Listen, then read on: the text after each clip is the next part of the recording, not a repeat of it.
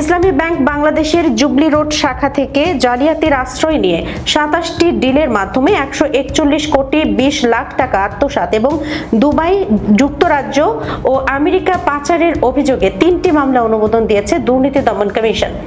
এই 3 মামলায় সাবেক ভূমিমন্ত্রী সাইফুজ্জামান চৌধুরী ও তার স্ত্রী সহ 29 জনকে আসামি করা হয়েছে। সোমবার দুদকের প্রধান কার্যালয় থেকে ওই মামলাগুলো অনুমোদন দেওয়া হয়েছে। শিগগিরই মামলা চট্টগ্রামের দুদক কার্যালয়ে দায়ের করা হবে বলে জানা গেছে।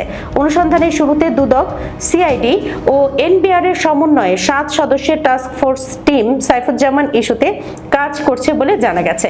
সবশেষ 2025 সালের 9 সেপ্টেম্বর দুদকের উপপরিচালক মোহাম্মদ মশিউর রহমানের নেতৃত্বে 9 সদস্যের টিম অনুসন্ধান ও তদন্ত কাজ পরিচালনা করছে। টিম ইতিমধ্যেই 30টি মামলা দায়ের করেছে।